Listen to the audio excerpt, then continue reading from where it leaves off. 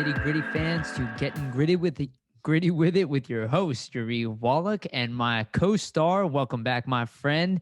And you guys all know who this is, Jamey Baskow. Welcome back, buddy. How you doing? Hey, what's going on, man? I'm pretty ecstatic to come on. I haven't been on in a little bit. Everything with kids and my mom, and it's just been, and handling matters for her and different Absolutely. things, and trying to just keep up in general. To be honest, I don't know how I personally did all this, Me neither, flyer Jamey. coverage, man. It is what it is. But you know what? I'm just happy to be back. And Yeah. yeah, no, I think it's a good thing to tell people is like people probably don't know what me and you are doing like separately. Like Jamey runs all of the editing, so if you guys see like all the writers coming in, Jamey's handling all of that. Does the editing, he does all the updates. You obviously follow him on Twitter. He has more followers than me, considerably more, and deservingly so. You're like on top of everything. If there's, I get my news from Jamey a lot of times. Like my phone goes off, I have warnings set up for Jamey's account and for Flyers Nitty Gritty. Just boop, it tells me exactly what's going on, and you're on top of everything. So it shows, man. The hard work definitely pays off. Well, yeah, I mean, you do a great job to your reef. We wouldn't be here Video, without you, man. Let's the be honest. tech. Right? You're keeping podcasts, writing and everything afloat. So, you do a great job. And you know what? We go hand in hand with one another. And, Yeah. where I leave off, you pick up the loose ends. And where you leave off, I pick up the loose ends. That's Yeah, the way it's supposed to absolutely. be. Yeah, Yeah. bro, chacho. Yeah, absolutely, bro. It's been, and honestly, I like think about it now. I still can't believe we pulled this off, to I some don't know. degree I from when have we no idea. started. Yeah, it's The awesme. Flyer fans are great. That's why. Yeah, Really, really, without them, we wouldn't be here today, right? So. 100%. I believe that. I'm a firm believer in that, and not just Flyers fans, because you and I have, browsed around and look, Craig Eagles, a huge, massive knowledge of scout, He's awesome. and God knows so much about the Q, just hockey in general, right? Boston Bruins fan, Yeah, the sweetheart of a Boston guy Bruins too. fans, talk to us, Washington Capitals fans and stuff. It's neat. It's neat to be versatile like that. It shows our, of course, we're going to have a little bias towards the Flyers, but it shows that we can be non-biased too with all the different followers, from different teams too, from the Leaf Nation, who has a huge following.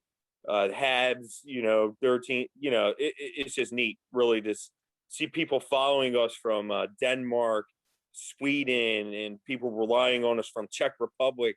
And there was a person actually from India that was, relying on our news, recently and stuff. It's pretty neat.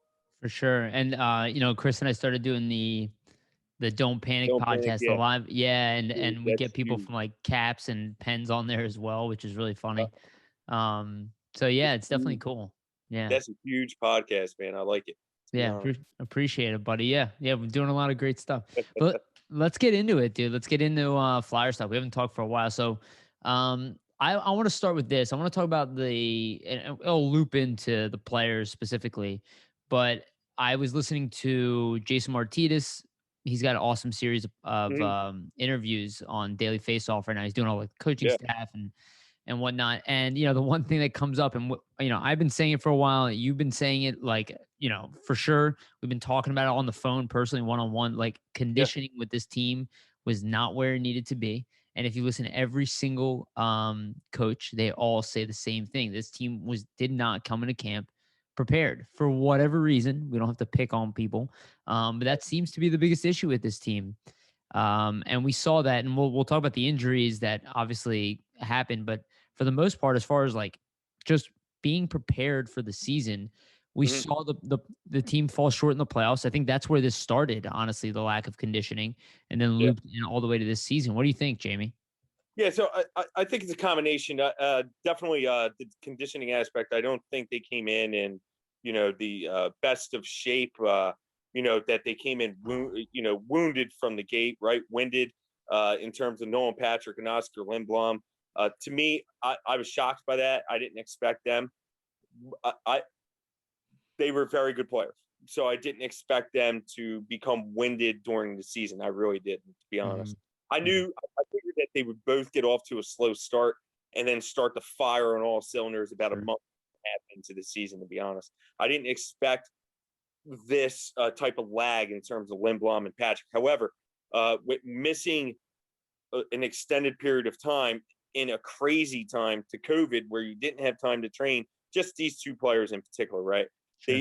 They're coming back from serious health ailments in a weird season, didn't have time to train, or whatever, because they both had to get cleared at some point from the Flyers. Mm-hmm. The Flyers weren't just going to allow them to just do whatever they wanted to. Mm-hmm. At some point, they could get cleared through their doctors, and that's what led to the scrimmaging for Patrick. But he wasn't cleared through the Philadelphia Flyers themselves. So the Flyers may have had, okay, you could do soft scrimmaging, which they knew about, right? Or else they would have been pretty pissed. They knew about scrimmage, no contact. But just, when you come into camp, that's when you get cleared, and then we're able to go through the rigors. They may have had a conditioning schedule laid out for Patrick. Hey, this is what you can do. This is what you can't do, in terms of that. Same thing with Oscar Lindblom because of his situation and them not knowing exactly what was going on and how bad it was for him and how winded he was.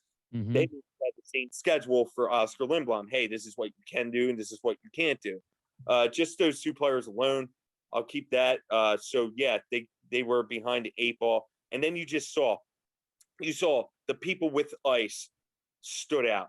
Claude Giroux, Sean Couturier, right? JVR, had JVR, Jake somehow finds ice in check somehow. I don't know how he did it, but it's crazy because a month before the season, he was at a game. He got money. I forget. He was at a Yager game. He was watching Yager play. I forget if it was regular season or playoffs for them or something. Sure. But he was there for a big Yager moment. And so evidently there was ice there. Not every player had ice. But to be honest, a lot of the younger guys, for sure. Yeah, the younger guys. This was developmental years for the Flyers. You're looking at a blue line in particular that was the average age was 25.83 throughout the entire season for the most part. And the elder was a Justin Braun who turned 34 at some point during the season. Right. So like he's the elder.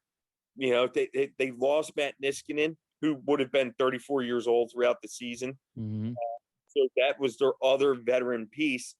They tried to solidify it with, Eric Gustafsson, and obviously it turned, against, Chuck Fletcher. But you're looking where I'm getting at is that they were young. So you're having Samuel Morin coming back from injury, so there's a delay with him. There were various players that were coming back through injuries in a weird season. So in a shortened season, and in a shortened season, that meant less practice time. And the conditioning really needed to be there, and it wasn't. Yeah. For whatever reason. We could blame the players. It's fine. Yeah, sure. Coaching staff. It's their fault. That's fine. Yeah. For not making sure that these players were conditioned.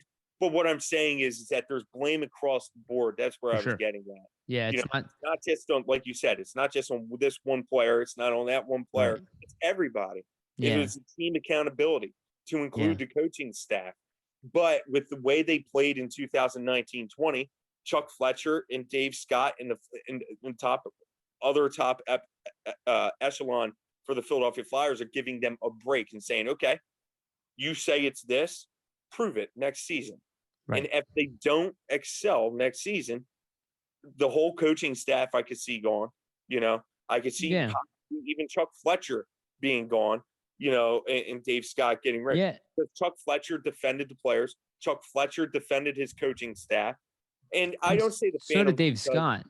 Because the Phantoms, that was a whole different scenario. So people are starting to correlate the Phantoms saying, look, Gordon and stuff. No, they didn't. Nothing to do with it. That's Scott money. Gordon. They didn't get rid of Kerry Huffman. That's entirely separate. They walked away. Yes. Scott Gordon knows that he's close to an NHL job. Kerry Huffman is definitely NHL caliber, ready for an assistant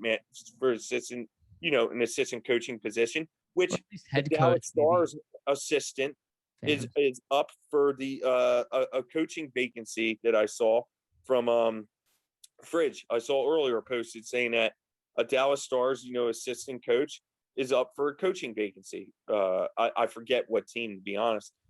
But there you go. So that leaves Kerry Huffman with a possibility to join the Dallas Stars organization there, possibly. Or Scott Gordon, or or something. No, But and to, there's money involved. Anytime there's money and anytime there's cost savings, you're going to say, okay, cool. Well, I'll go out and get a younger guy, a younger kid, and who's trying to, make a name for him or herself. for sure. And let me go and grab that person who could be cheaper, as opposed to paying Scott Gordon, top money, because he just finished with 407 wins, which is sixth most in the AHL history. So he's due a hefty raise for all that he's done. Interim for Philadelphia Flyers. That's a whole separate scenario. Yeah, no. I think you're absolutely right there. And to go back on what you're initially saying, right? I think they got a benefit of the doubt because of the previous year, right? Like, if they didn't do well the previous year, and then all of a sudden 2 years in a row, or I guess it's almost 3 years in a row of just mediocre bombing, I would agree with you. Probably would have asked them. Maybe Gordon would have been up earlier this year. But absolutely, yeah, no question. It is a testament to our coaching staff, though, and I think it's easy for us to forget it because the season was so bad. But AV did do a good job when he had at least somewhat of a normal season. Gordon, ironically, didn't have a great role, or didn't do a great job the year before. But all of a sudden, I think you're right. I think he was kind of betting on himself. They saw that they couldn't commit beyond this year, and he's like, I'm just going to go for another job now. Somebody who will invest in me. It tells me that Fletcher has a plan to some degree. Yeah. He didn't execute on that plan, at least the way he wanted to. And I've said this all year. I think expansion draft was killing Fletcher, and his ability to make moves. Yeah. And once that passes, I do think that there will be more aggression. Absolutely. Dying to be aggressive. Go ahead. Oh yeah, you're gonna see Chuck Fletcher possibly trading for rights of players like he did with Kevin Hayes. I see Arizona being a perfect landing spot. They definitely have a groundwork laid for a trade with Arizona. Brent Flair doesn't just go over. Send your assistant general manager out there about 3 to 4 weeks before the trade deadline and just say, hey, just go out there and scout for the trade deadline. No, there were talks. Now, this is just me speculating that there were talks, but an assistant general manager isn't just going out there to chill. There's scouting. Talks with the organization. He's scouting the team, There's talks with people. He's networking is where I'm getting at, trying to get a feel for what Arizona is going to do, how tough it is going to be for them to pay their bills again this season, because they were handicapped last year, $1.6 million that they were in backed, monies before somehow they got the money through the NHL, right, to bail them out to pay for their arena. So, they were behind the eight ball, and I included that in my article as well for defense. You're going to see a team like Nashville possibly, who is playing very well to Carolina, but one thing they lack is what? Goal scoring, right? So they might be on the lookout, for a goal scorer. So their JVR might, they might be in tune for JVR. Who knows? I know there's monies to be situated. And when there's money, it means that it's going to be a big deal. It's not just going to be, hey, I'm taking this player, getting rid of your cap for you. No, you're possibly taking a player with cap, but the Flyers need help in other areas, whether it be the 3C position, whether it be, top defense pairing with Ivan Provorov, whether it be a middle pairing defenseman or a bottom, pairing defenseman. What it needs is that the back end was so young at 25.83 that they need stability. They need a veteran defenseman, at least one veteran defenseman to add to the youth.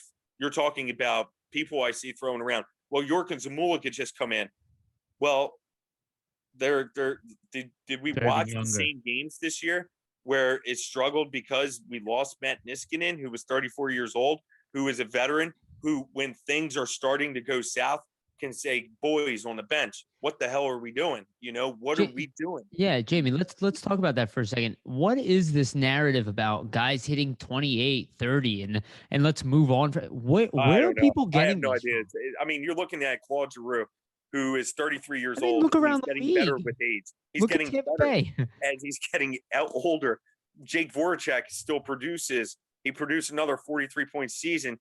And in reality, in an 82 game season, would have finished again with 60 plus points. Yep. Again. So he's consistent. He's the same, Getting older. Sean Couturier, I keep seeing people. Well, Maybe I don't want on. to do a 6-year deal for him because That's he's going to be insane. 28 years old. I And can I was only like, laugh. so I give him an 28 8. is the threshold now for being old in the NHL? That's Like, when you mature. like That's when you mature in the NHL. Right, you're still in your prime at the age of 28. Look how Like, good Matt Niskanen was. You know what? But I love everybody. Everybody has their own angle. I just don't understand it. I don't know where that narrative came from, to be honest. But like I've seen it a lot. Yeah. So it's got to be coming from somewhere. I don't know who started it in the media. And I'm not just saying as Flyers fans. It could be. It's everywhere. Hockey fans in general. Yeah. Like, I'm like, so 28 now, we're throwing these people away. Where you're seeing Yager, who's playing at the age of 50 and not slowing down at all, you know? So, like, and I know everybody's not like Yager. I get it. I understand it. But you're looking at Modano, who played until he was 42, years old. Yeah. Mike Modano played. Wayne Gretzky played until he's 40, 41 years old. And I understand these players were phenomenal, great players. I get it. But it doesn't mean that Claude Giroux's not a great player. I mean, look at Mike Knuble. Yeah, exactly. Mike Knuble played until his 40s. Another great example. He's a guy who really didn't get good. Well, he didn't get good until 28. Yeah, he was a grinder. I mean, he took a beat in front of the net, and stuff Physical like that. Players. It's not like he just came in and just deflected pucks home. No, he took a beating. I mean, that was when you were able to cross-check your butt off with the stick and chop people, and stuff. That's what Mike Knuble was doing. He was taking a beating, and he played until he was 40. So like, I don't know where the narrative came from. All I know is that, that the Flyers need to add a veteran D at the very least, maybe one or two. Yeah. Definitely I could see, like, do you see anybody moving on for the rights of Nicholas Harmelson, from let me ask you this. Jamey, before we go on to potential trades. Do you see any of the guys, like maybe like Robert Haig, do you see him moving on from this team? No. Do you see anybody of the D? The only one I could possibly see is Shane Gostisbehere, and that's just because of cap. Because of cap. Yeah, an expansion. Like, I could see the Kraken selecting Ghost. They need to get to the cap floor. They need a power play, right? They don't know. They're going to have a lot of question marks, PK and power play. They know that Ron Francis is a smart GM, right? He's a smart guy. He's been around the league a long time.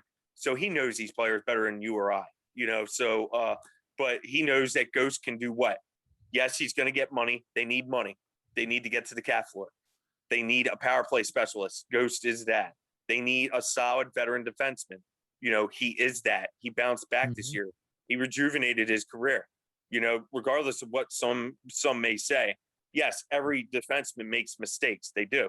But Ghost rejuvenated his career. He proved pretty much that he was healthy enough to produce a solid season and give hope for the future. Now, I could see them moving on from Ghost, but no, I see them re-signing Robert Haig. I see them re-signing Travis Sanheim. They're not going to move on from these gentlemen, especially Travis Sanheim, who plays over 25 minutes a night, in some cases. You're not going to find a solid skating defenseman and puck-moving defenseman, and one that is young. He's only 24 years old, and absolutely. I mean, you're just not, and one who could eat minutes. The only Sanheim does. Yeah, and the only way I could see him move is literally in a package for a better defenseman. Like, that's the only way. I brought this up on Don't Panic. It's like, if Seth Jones is available, which I really don't believe he is, but if he is, that's where I'm like, okay, I'll give you Travis Sanheim plus for Seth Jones. You get at least a top 4 defender. Odds are he'll play top pairing for them too. You know what I mean? And realistically, they don't want to lose out on Seth Jones, but at least Sanheim, they know they can get a guy who can play 22 plus minutes a night, will develop into a top defenseman, and they'll probably get something else in the meantime. And then we get a true top pairing that's already ready, has a higher ceiling. But that's the only way I see you moving on from Sanheim, right? Like, unless it's for Jack Eichel or Seth Jones, and the odds are these aren't happening, right? So realistically, you're keeping Sanheim. You know what I mean? Yeah. And if you even trade him for Jack Eichel, now you have a huge hole on D, and you already have a huge hole on D. So you'd have to get creative anyway. Yeah, it's going to be interesting. I just I wanted to know like why Travis Sanheim took a step back in terms of offensive production. I think it's conditioning. See that, but I wondered if it was the coaching staff itself saying, "Hey, you know, like we need you to be more defensive," because I've seen, you know, like benching Ghost at times. Oh well, I've heard AV. He's producing offensively, but he was becoming a defensive liability for a few games there, so I gave him a reset. Yeah. So is it the coaching staff telling these guys, hey, you know, like, so I think that it was a feeling out year, and with less practice time, I think they all were lost, you know, in some ways, and because they weren't able to practice because of the condensed schedule. And I know every team went through this, I know it, but some teams did better than others, and clearly the Flyers were behind other teams, you know, in terms of this aspect. So no, I think so. Next year, it's going to be a telling year. It's going to be interesting. It's a lot of pressure for the Flyers. And that's what leads you into, I think, your next topic, right? In terms of. Well, I do want to say something. Yeah, no, sorry. Before you move on from Sanheim, I've said this for a few years. Sanheim is a guy who lives and dies by his confidence. Mm-hmm. You can see it on his body. And a lot of and people might not like this, but when he loses confidence, it's very noticeable. When we watched him fall, how many times you're like, why are you falling? He's a phenomenal skater. You know, like even with Patrick, you saw him flubbing pucks by the end of the year. That this guy's hands are ridiculous. Like I can show you a move that he was doing with one hand in a video. There was like 5% of NHL players can do what he does with his hands. So like when you're seeing that, that's mental. And I think that's where, to your point, the practice, without the practice, and Mike Yeo, again, go back to these interviews. If you're not listening to these interviews with Martinez, definitely do it. You know, he talked about Sidney Crosby. He's like, when I saw Sidney Crosby play, he's like, I would come into practice and see Sidney Crosby doing the same drill over and over again, 1,000 times of practice. He's like, that's where you build your confidence. And he's like, we didn't have that, you know? So the younger guys like Sanheim, he couldn't go back to practice and do the same thing over and over again. He had to just go right into the next game, right? To get his butt kicked and then go right into the next game. Yeah. And I think that's where being a young guy doesn't benefit you, because you don't have the luxury of knowing in the past, like, hey, I can get out of this. Hey, I can get out of this, right? Yeah. It was good of Sanheim. I saw him battle. He did. He overcame a lot. So too. He got better as the season wore on. So that's a positive sign to me that he was trending in the right direction, that he took every word what the coaching staff was saying and stuff. So it was good to see him battle. It was good to see Justin Braun put forth such a good season. I think he deserves a pat on the back for the leadership. Positive to take away for next year too. I wasn't expecting that good a play from Justin Braun. Not saying he was going to play bad, but I wasn't expecting. He was better this year. Yeah, exactly. Last season. Phenomenal, I thought. But it was every bit of $1.8 million at the Flyers, spent on him. He was definitely that. And then some. I bet we even had. I bet people wanted him at the trade deadline as well. And I think so too. I mean, why wouldn't they? Him down.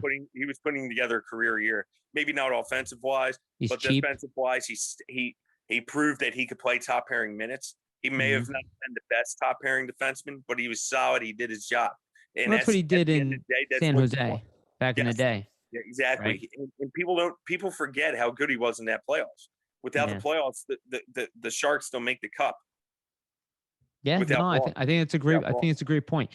So we were about to go into the next topic, and this is a big one. And I think this is probably the most important topic that you and I are going to talk about right now, because this is a big forgotten thing on the internet, and we're penciling guys into next year. And reality is this is going to be a problem.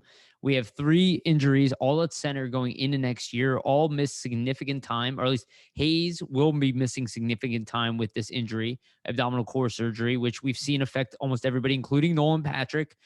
It will affect you no matter how good of a player you are. So Hayes, we obviously saw him have it down second half of the year, or 2/3 of the year because of this. And Chef called it out on the podcast. If you guys didn't hear that. Chef. Yeah. I mean, he saw that one coming. Morgan Frost, who obviously missed a significant amount of time in the development year. And then you have Tanner Laczynski, same thing, another development year, hip surgery, also going to set him back. So these are 3 guys at the NHL level that all play center. And that we probably can't count on to be ready with their A game. Like, they'll be with the team, they'll be playing, but they probably won't be on top of their game. So, Jamey, what do you think about the situation with those players coming in from, healing from injury or recovering? I think that the Flyers have to make the 3C a priority, and they may have done it even before the Hayes injury. I understand it because due to the uncertainty with and with Nolan Patrick too. Yeah, with sorry. with Nolan Patrick, but they had to make this a priority.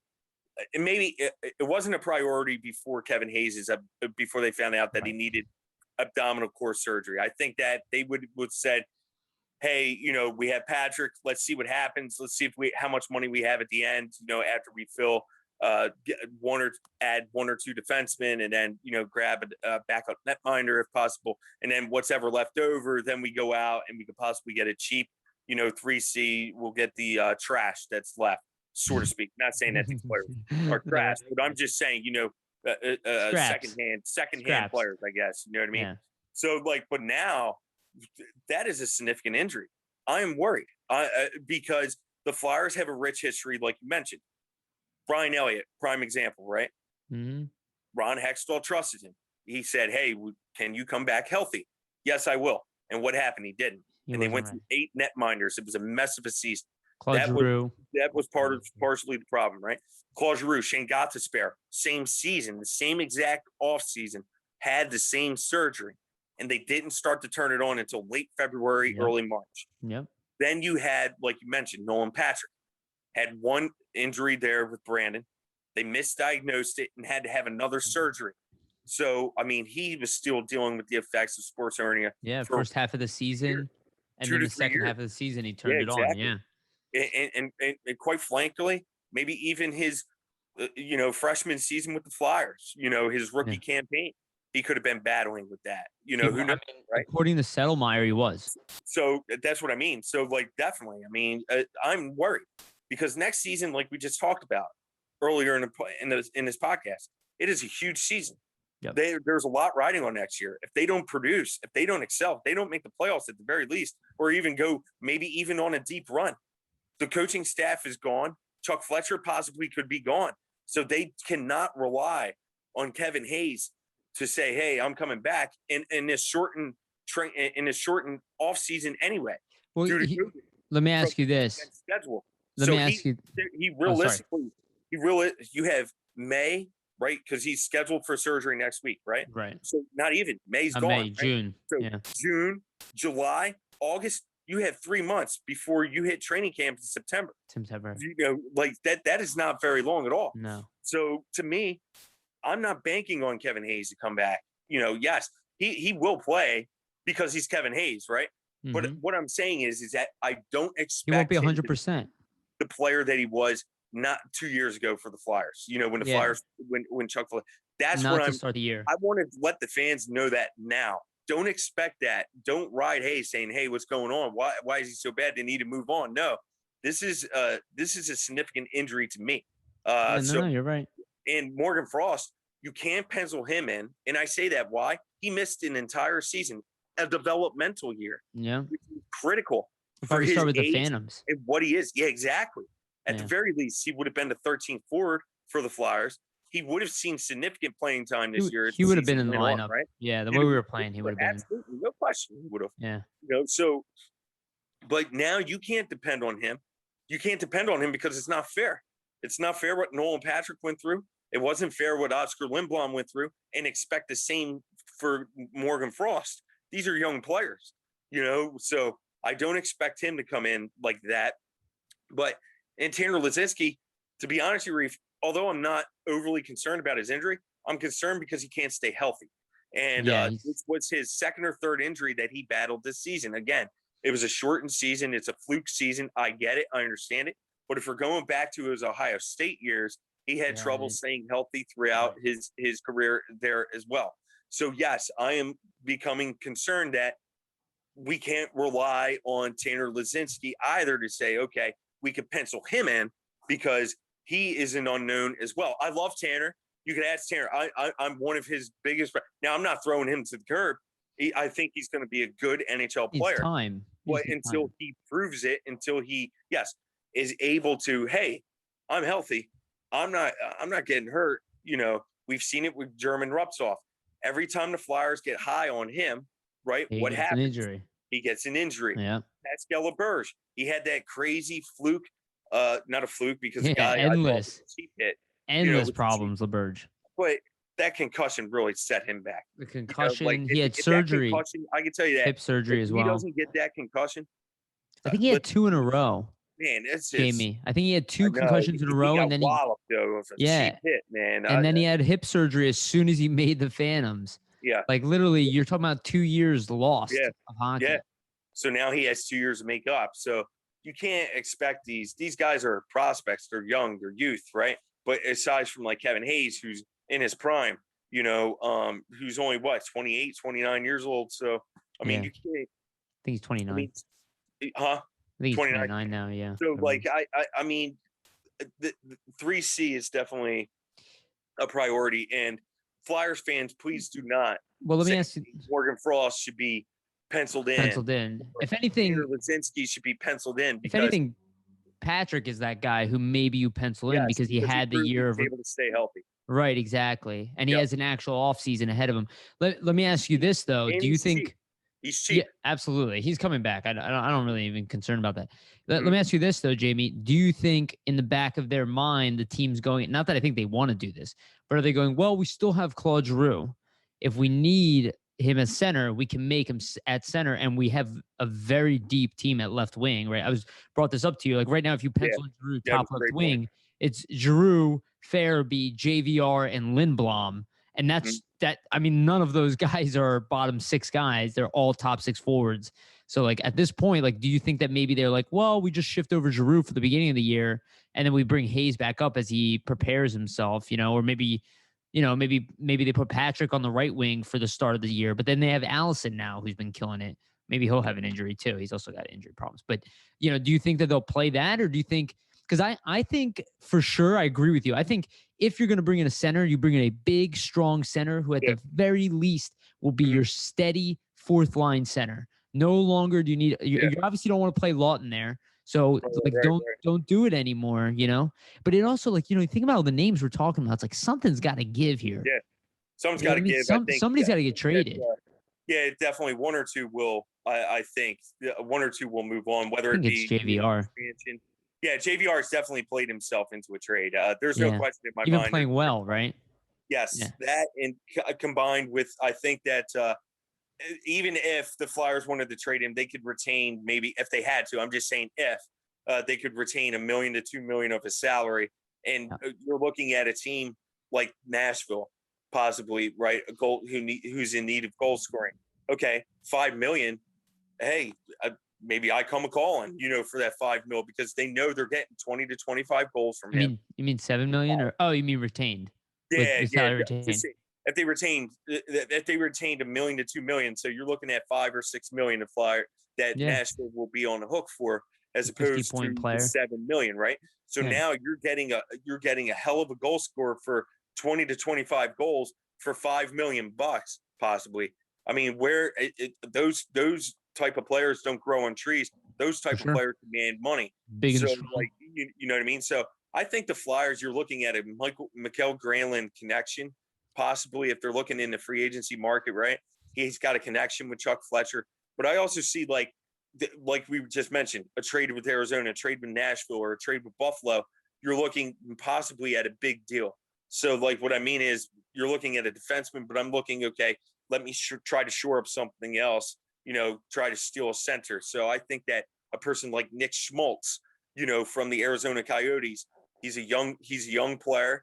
Maybe Chuck Fletcher could pry, Nick Schmaltz away, who potted only 10 goals this year. But again, he's a young player. He's 24, 25, so he's still right. Exactly. But I think that, he's inexpensive, but no, I'm saying he would be expensive to get. Oh yes. Yeah, definitely. But that's the big deal. I think so. I don't think that Chuck Fletcher's going to go in and say, "Hey, I just want to shore up my defense." No, if I'm going in, I'm going all in. So I'm possibly going to try to shore up another area too, whether that be power play. Mikael Granlund is a heck of a power play specialist, and what struggled this year, the power play, right? So you're looking at possibly a 3C or something, or like Mikael Granlund, or maybe possibly and Granlund. You can shift to the wing as well. Reinhart. Could possibly, be that guy, have power play specialist or something of that nature. I'm just throwing, there would be there would be big trades. Like getting Reinhart would cost you're talking about moving a significant piece the other way if you're going for Reinhart. But maybe that is what they want to do. I mean, Reinhardt's a good player, but they would want something big the other way. The other way.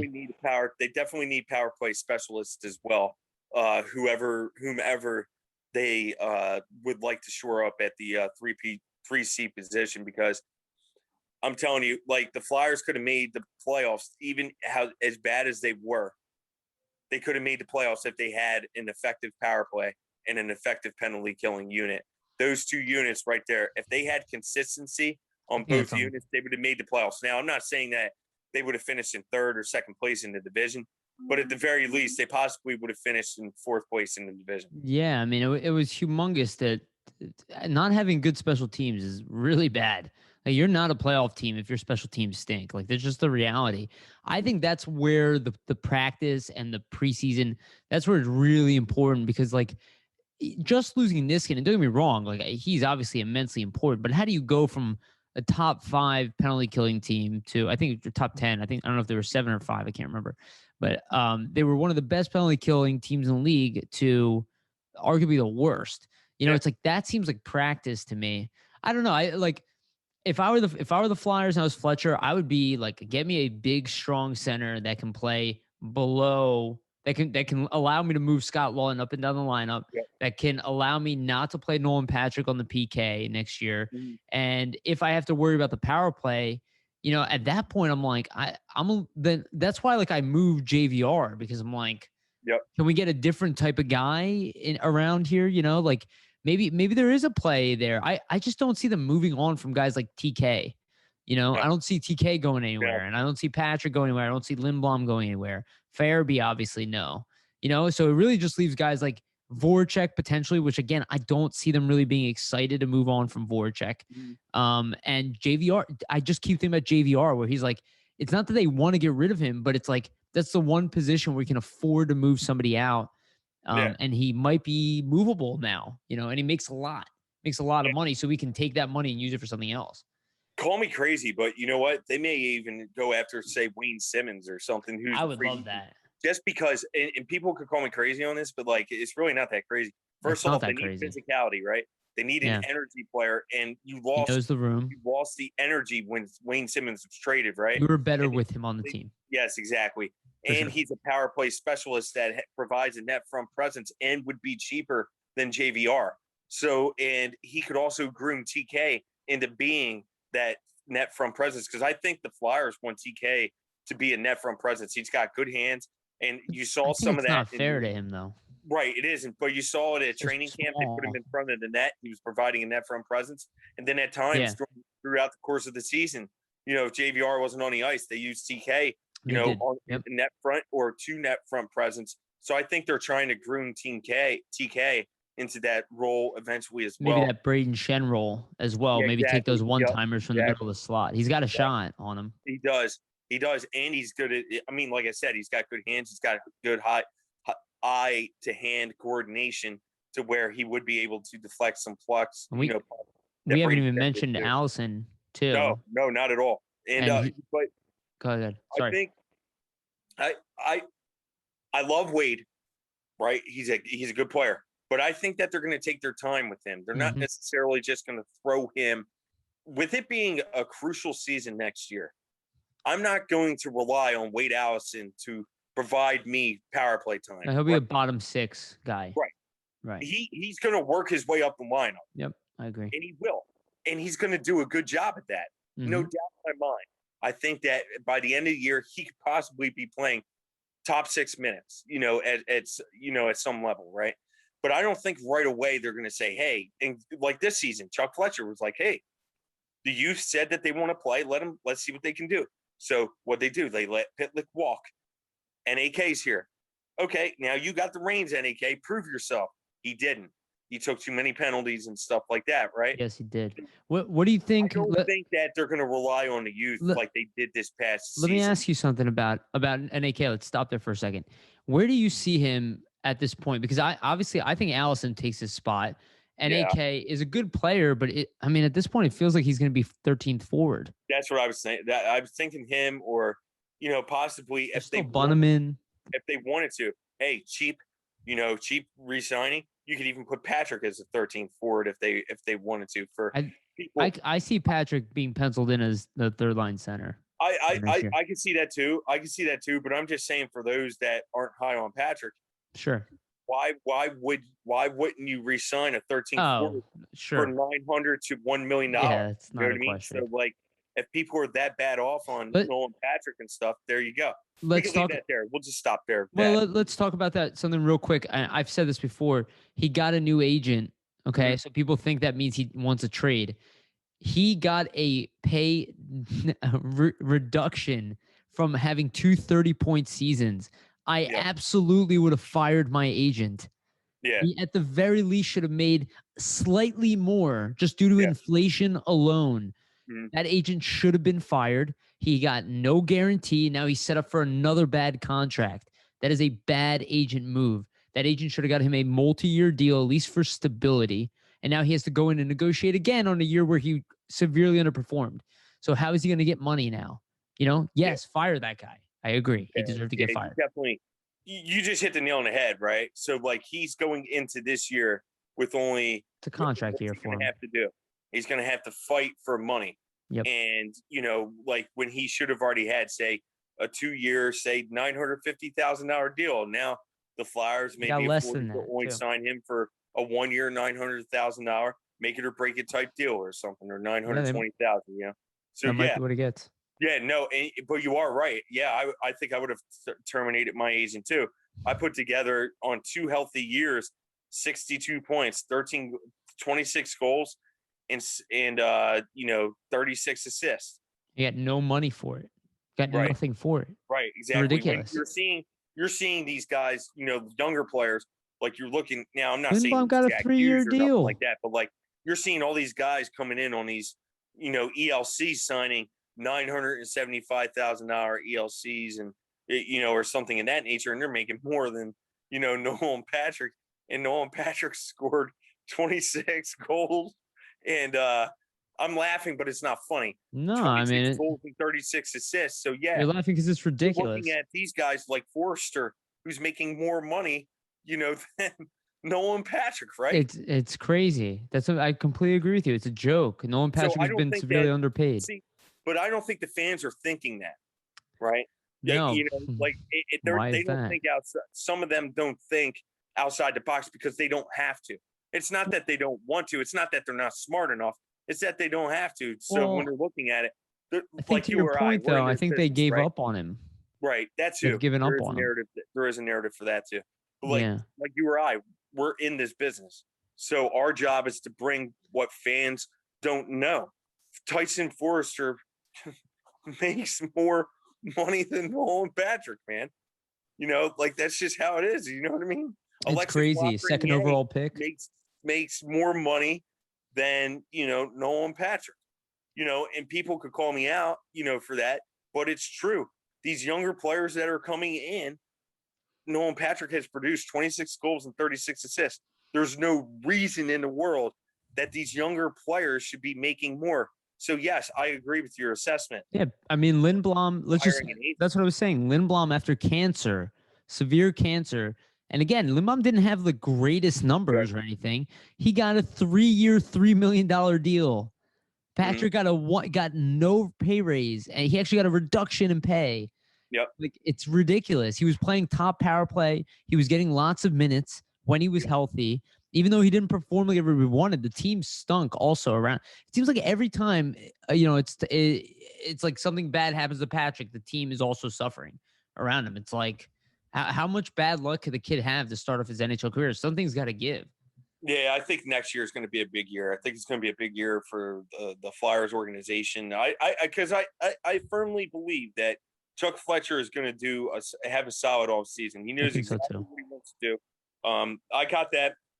I sensed that at the trade deadline when he said flat out, and this is why I say he has groundwork lead with Arizona and Nashville, 2 teams in particular that I know. Mm-hmm. I am 99.9% certain that those are 2 teams that he has groundwork lead for a big trade with.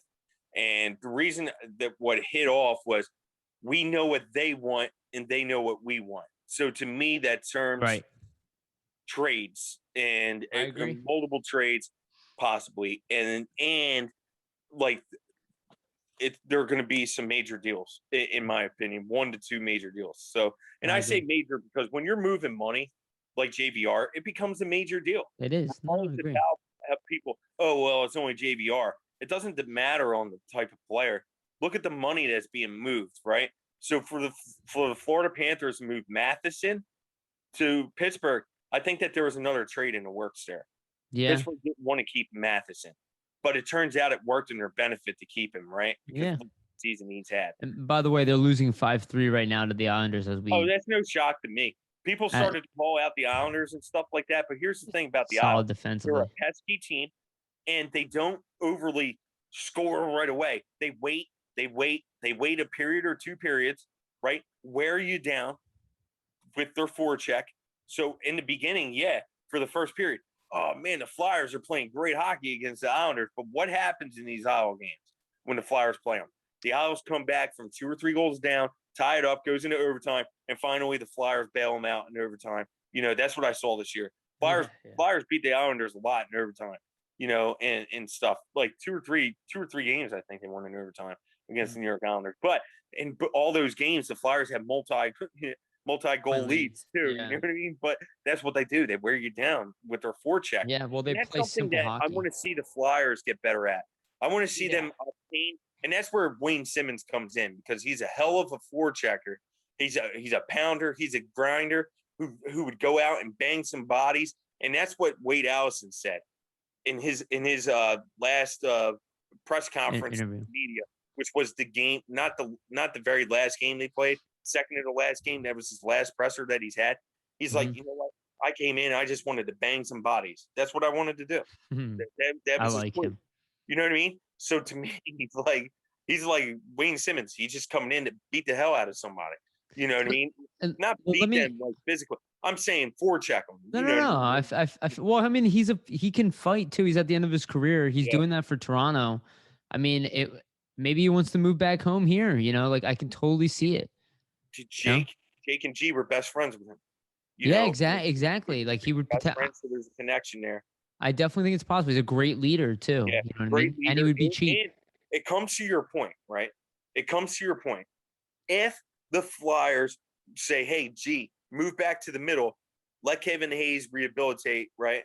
Or something of that nature. Let's give him some time. So we'll move him down to third line. Crazy speaking, right? 4C for him to whatever. It's a serious recovery. You're not nuts. Third line with G, Wayne train. You mean on the second line? Second line, third line, whatever. I'm just throwing it out there, right? Yeah, sure. Who could be there? The Wayne train. Because I think if you bring in Simmons, though, don't you think he'll probably play fourth? Like he's the guy who would take all big two bells. I'm just saying, just saying, like, he's a guy that is familiar with Claude Giroux. They're really good friends. So Claude Giroux gave his points to Chuck Fletcher. Had a talk with Chuck Fletcher after the exit interviews. What do we need? And he said he was going to give his input on the team and how to move forward, with the team. And now he said it would stay confidential, but he's going to give his input. And that may very well be one piece saying, hey, we need a voice now. It's why JVR is on this team. Yeah, exactly. Because of Giroux. But he's more respected too because he's player representative. You just don't nominate JVR to nominate a player. Yeah, no, I agree. I think we don't understand that about him. Than what everyone, to include myself, thinks.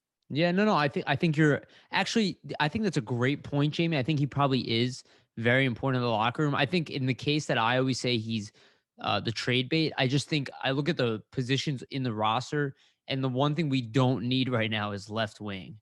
It's like we needed it for a while, but we can afford to move a winger left or right at this point because of Joel Farabee and how good he is. And we have other young players coming in and even if Frost, we could shift him over to the wing. Yeah. Like we can afford to move a winger and we really need defensive depth, veteran. So that's where the only reason I say that. He might not be going anywhere though. And Wayne Simmons would be a really easy fit into this locker room, in the culture of the team. And I could see if he's available. I mean, if he's available for like $1 million a year, why wouldn't you bring Wayne Simmons in here?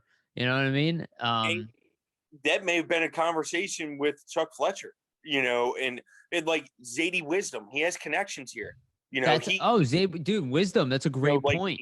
He said that Philly's Wisdom and really like Simmons. this guy. He advocated him. You know what I mean? Yeah, no, great. Services, So like he already has a connection with one of the youth, who the Flyers will depend on, who the Flyers are very high on. So I mean, you just don't ELC a guy 4th rounder, even though like you had a very good tweet. He needed it and stuff, and the organization looked out for him and stuff like that, and said, okay, we'll ELC him. And through his hardships that he's had, let's ELC him and do him a solid. Sure. Wayne Simmons is that guy, possibly. Yeah, no, I love that point. So Jamey, we got like 10 minutes left here on the hour. So let's get into the next segment here. Let's get into off season. We have expansion coming up. So the draft lottery is June 2nd. We're recording this on May 26th. So we have the draft lottery on June 2nd. We have expansion July 21st, and then we have the draft July 23rd to the 24th. I have June written here, but July 23rd to 24th. So let me ask you this. We talked about players, right? Do you think the Flyers keep their 1st round pick this year, which let's just say it's going to be the 13th pick in the draft? Do you think they keep it? Do you think they trade it as a piece? I'm on the mindset that if it's that high, you keep it. You don't have to move that, necessarily your 1st round pick. You take the 1st round pick in this draft. You hope that you get a potential star player, and then maybe you move a prospect from within to try to create, some kind of NHL leverage. Because, we have a ton of talent now. You can add to the future talent and move one of these young guys now that you have their borderline NHL ready to a team that's maybe looking to save some money, right? And move like a young prospect with JVR, and all of a sudden they get 2 roster players for $7 million, $6 million, or whatever they take, and then we get 1 player back, right? What do you see going on? Like, I don't necessarily see this happening, but like we talked about Oliver Ekman-Larsson, like JVR and Zamula for Oliver Ekman-Larsson. Do you see anything? I don't think that'll happen, by the way. I think that you with OEL, because I do believe the Flyers are going to inquire about OEL. No doubt about it. I think that there's a major deal with 100% they're looking at it. I really do. I think that they have groundwork laid for a trade. They sent Brent Flair over there 3 to 4 weeks before the trade deadline for a week, scouting that team, talking to that team. And when Chuck Fletcher, like we mentioned earlier in the podcast, said, we know what they want, they know what we want. But I think they know for a fact that the Flyers want defensive help, right? So what is one key? This is why I say it depends on the team that the Flyers deal with. Sure. Because Arizona wants a 1st round pick. They had to forfeit their 1st round pick. They're trying to get into the 1st round again. So let's just say hypothetically, right? Let's say hypothetically the Flyers stay at 13 through the draft lottery. Well, that's where Arizona was supposed to select. They were going to be slated to select the 13th position. The Flyers were originally scheduled to select at the 14th position because Arizona finished better than the Philadelphia Flyers. So let's just say hypothetically the Flyers stay at 13 where they are, right? I believe that if a trade for OEL is in the works, I think they're going to want the 1st round pick because they had to forfeit that 1st round pick. Now, do I think that – I think this year is the Flyers' best interest to actually trade the 1st round pick because it's a fluky draft, right? To where it was a weird season for all these players. So you could possibly bank on a player who ordinarily should have been drafted in the 1st round, who gets plucked in the 2nd round because the OHL, for instance, didn't play. The WHL had limited games, and stuff like that. There were other leagues throughout the world that struggled with COVID. Czech is one of them. The Czech league was shut down for a period of time. The Finnish league was shut down for a period, but then came back, right? So they lost games. The Swedish elite leagues, I'm not sure on, so I don't want to over speculate there. But I presume that every league throughout the world struggled with COVID and shortened their season and had to shorten it even more. To include the AHL season was shortened too, right? So I just see some guys falling out of the 1st round that shouldn't, and the Flyers could pluck them in the 2nd round. So I do believe that the Flyers could trade the 1st round selection, but I think it all depends on the expansion draft. Like you're going to see possibly JVR or Ghost get selected by the Kraken, right? I think one is gone. I do, because again, the Kraken have to get to the cap floor. They have to. So they might take a player with salary, believe it or not, who has limited term. JVR only has 2 years left. Ghost only has 2 years left on his contract. And a key thing about that, and I just want to state that to your point, the last year of JVR's contract is only $5 million. It's $4 million in salary, $1 million in bonus. So it's a $7 million cap hit, but they're actually only paying him $5 million. So that means even that buyout, if they wanted to buy him out, that buyout cost would be less, or even trading him in the second year would be a lot. And that's for the Flyers too. It'd be a lot easier because the cap hits $7 million, but only $5 million in actual dollars. Yeah. So it's a lot more appealing to take that on because the cap hit is not as dangerous as the money this year. To your point. That's good. So, but I think the first round pick depends on who the buyer is. I think it's I think what you said there, I didn't actually consider the fact that Arizona lost their first round pick. They are going to look for one. You're absolutely right. And we have the luxury of moving it. So that is actually the best case I've heard to move that first round pick, because they're going to want, I don't know if they're in full rebuild, but they kind of are. I mean, even last year, they were talking about moving Kempfer. They were talking about moving players who were already good. OEL was on a trade market last year as well. Exactly. And he's kind of exactly what we need. You know what I mean? I don't know. Look, we keep talking about Arizona. I think you're right. Your instincts are right. We don't know where that trade is coming from in the end. It could be completely unknown, but right. I think you're onto something. I think that the need for a first round pick in a year where they probably need to save money, they'll take a first round pick in a young like a first Cole and Zamula for OEL. Like Cole Sillinger is going to be a good player.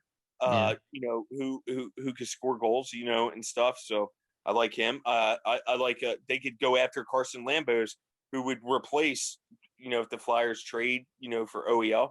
Mm-hmm. Carson Lambos in a year to 2 years or 3 years could possibly replace OEL, or something of that nature. If they wanted to go down that, he was that'd be such an awesome pickup. Yeah. Would you be upset if the Flyers traded Zamula a first? No, it might take something else as well. The Flyers need that now. Yeah, and if you want a guy who could play top first in JVR for OEL, damn right I'd do it.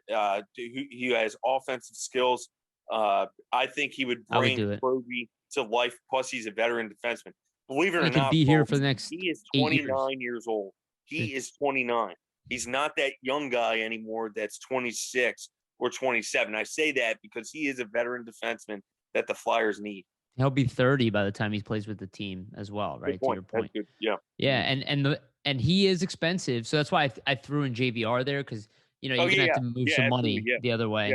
Yeah. Mm-hmm. But it might not be JVR. But I think that kind of package, JVR, a first, and Zamula, it's a lot, but it gives us exactly what we need. We probably get OEL plus. There would be something else in return, maybe another roster player of some sort. Probably not the best, probably the worst player in the deal, but we get something else. On the same topic, right? Ken Holland came out today in his exit interviews, I saw, and I forget what reporter tweeted it out, but I would go after. David Pagnotta from the fourth period, tweeted it out saying that Ken Holland is going to start searching, in huge cap in June. He's going to talk to talk to the restricted free agents, talk to the UFAs. Agents and stuff. So it looks like in June he's starting to get the ball rolling. So got a lot of cap space. Don't we think that Chuck Fletcher has already had the ball rolling? 100%. Yeah. No. He's already ahead of all these GMs that are in the playoffs. Because they were nailed it. I was gonna say the ones that are in the playoffs, they were focused on that. Fletcher is already. Exactly. We actually. To your point, Jamey, I think this started when the Flyers were struggling. There were deals in the works, absolutely. And the Flyers were like, let's talk in the offseason. We're not really ready to make these moves. We want to see what happens and where our team really is. And you saw they kind of pulled off the team. They started playing kids. They started calling up the kids. You saw Fletcher come out and say, hey, nobody's getting fired. They're essentially telling you our offseason starts now. And that's where, me and you were both talking about this. Kevin Hayes should have not played the rest of the season. He should have started that surgery immediately. As soon as they recognized that he had a abdominal core injury, he should have gone into surgery, missed the rest of the season, and just roll with it into next season. Because now next season is the big play. And he missed probably a month of recovery where he could have used it. Yeah, I'm very upset at that, because if he would have gotten it, it would have been beneficial. So if he would have gotten it in February, March, let's just say March, right? So you Sure. had the entire April, May, June, July, August, September. You have 6 solid months, to recover Rather than 4 or whatever. Yeah. rather than 3, or 4. With 4. Let's Yeah. just say going high and say 4. 6 Yeah. is Because it'd be end of September would so be start of camp. like It would have been that's a big huge with deal. that kind of injury. Those 2 months are It's more yeah, key. And plus, crucial. you're talking about having to come back into shape. How can he come back into shape? He's not going to. Because you're not going to have an off season here to No. train. It's a There's short no off way he season can as well. train. Yeah. Yeah, exactly. There's no way he could train. He's going to be slow to the draw. Let's be honest. Yeah, I think you're absolutely right. I'm upset at that. I know why he did it, right? So I commend him for that. But in the same token, next year is a massive season. I was asked that. Why is it so big? Because there's tons of jobs on the line here. Yes. We're talking about a year this where, year. dude, we're talking about a year to where Claude Giroux may not be here anymore. Sean Couturier, like they're going to go into the offseason, I think Giroux. I think you trade Voracek to keep Giroux. Oh, I know. I'm you know just what saying I mean? in general, like they're all playing for position. Everybody here. No, I hear you. Is playing for spots. Jobs are on the line. Like it's great. Jobs are on the line with the entire coaching staff. Fletcher himself. Like I think he's going to be. To be honest, I really think he's going to be more active than what people think. I really do. No, I think it's going to take the expansion to break the mold, but I think he's he going to lost his shirt, he lost his pants, he lost his mojo, he lost everything the last go round. He definitely didn't want to make that happen again. Well, and to your point, the first year he was very quiet when everybody's like, make trades, and then as soon as the season ended, boom, boom, boom. He made his moves. They were good moves. The Flyers turned their season around. He's going to do that again now. He just recognized that you got to wait for expansion. We might want him to rush. It's not going to help us to rush. We have to wait for expansion. We have to see what happens for the expansion draft, and then we have the draft after that. And during the draft, anything can happen. There's going to be a ton of movement. We're a very wealthy team, not just with money, which we very, very wealthy. We have a lot of money as a team, and we have a ton of picks, a ton of prospects, and a ton of roster players. Yep. We can do almost anything we want, and we're not up to the cap. So we're really in our position of power, and I think Fletcher knows that. So better to wait, hold your moves, wait for teams to get desperate, and take advantage of them. And that's what I would do, because we're not desperate. We might seem desperate, but if you notice what Dave Scott said, he doesn't seem too worried, which means he has a plan that's been sold to him by Fletcher. If he's going, I'm going to sit back. We're not firing the coaches. We're not trading, everybody. That means he heard a plan that makes him comfortable. That means they're going into the offseason with an aggressive plan. He said, hey, we've talked to teams about this, this, and this. We have options of this, this, and this, and it should get us out, because they're not in the business of losing or losing money. And they hear where everybody complained, and they don't like it. You know what I mean? And people should complain.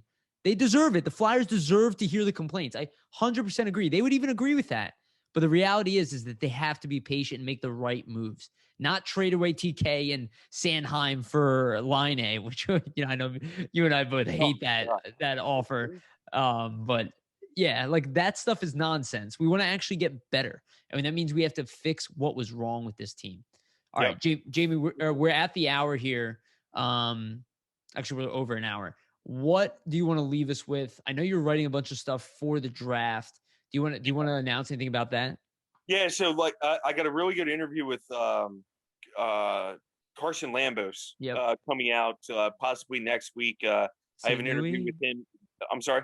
St. Louis as well. I think you have one. Yeah, Ryan St. Louis came out today. That's so for people that don't know, that's Martin St. Louis' son. And I think that the Flyers will definitely have him on his radar for sure. He has a cute vision of the ice. The guy could score just like his dad, and his dad is teaching him the game. So Red Savage we came out on earlier. So these are some middle round guys. Now I'm starting to go into the first rounders. So like Cole Sillinger, I'm looking at Carson Lambos, I'm looking at. So yeah, it's going to be fun. It's definitely going to be fun for sure. So definitely look out for that. And look out for more Ruben Rafkin content. Right.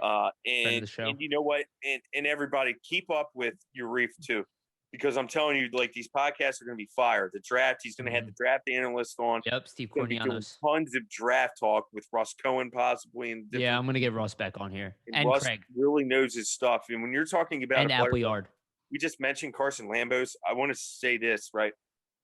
I looked at the top 32 for Russ, and he had Carson Lambos getting selected late in the first round. I want to make it known he had a significant injury. It derailed his season. He ended his season because of a leg injury just 2 games with the Winnipeg Ice. So, I mean, so you're looking at a guy that could possibly, again, like I was talking about, possibly dropping into the second round. Carson Lambos could be that guy just because of his injury. And where, like Yariv and I have talked, people were being scouted last year. So, like, like teams like the Flyers and everything are possibly might be going off of last year. So it's going to be weird. It's going to be one of those weird drafts. It's going to be a hard draft to nail. Yeah. But we're going to try to nail it for you all. Yeah, and thanks for that shout out. Yeah, definitely going to get people on. Steve Cornianos, believe it's June 18th. I'm going to have him on the show, so the episode will be out the 19th. But he's really tapped in all these players, so he'll give us a better view. And Jamey's been fire with all the interviews. You can see, like, he's going to keep interviewing players throughout the summer and everything. And check out Ruben Rafkin. You know, you mentioned him. This is a guy who's been passed up in the draft, but also had a big season in Liga, right? And he's 20 years old, so he's a little bit of an overager, but again, he's right-handed. He's got size. These might be the guys who get taken this year because there is a book on him, and now you know how good he is, and he can play pro hockey. At the very least, he's an AHL player. So he most likely, in my opinion, should get drafted this year. I don't really know why he wouldn't. And at the very least, should get a camp invite. And let's hope it's for the Flyers. That'd be so cool because the guy deserves it. That would be awesome. Yeah, he definitely deserves it. And like to speak on what Yariv just said, he finished as the top rookie defenseman in the league, which you can consider the 3rd or 4th best league in the world.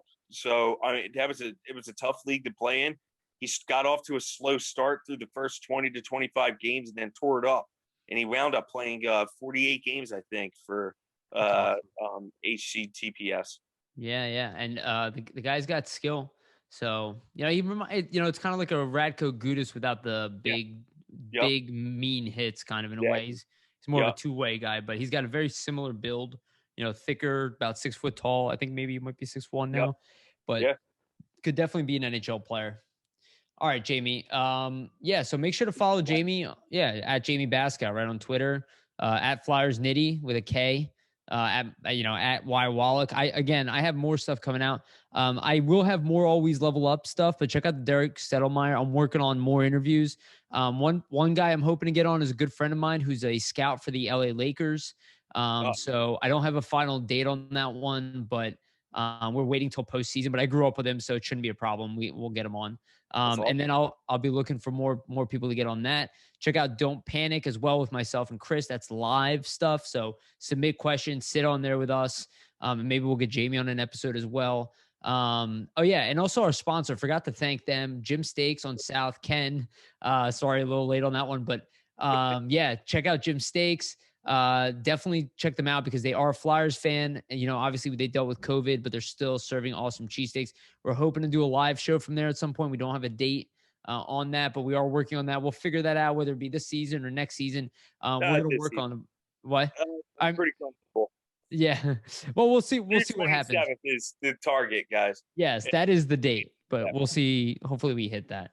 So thank you, everybody. Thank you for, watching, listening, reading, like, subscribe, follow all the writers, actually. You know what I mean? Everybody's working so hard. Check out our Instagram as well. I don't push it, but we have Samantha running it now. So that's why there's a lot more activity. So make sure to follow there because I'm terrible with social media. Great. Yeah, she's awesome. All right. Well, thank you, everybody. Thank you for watching. Thank you for listening. And remember to always stay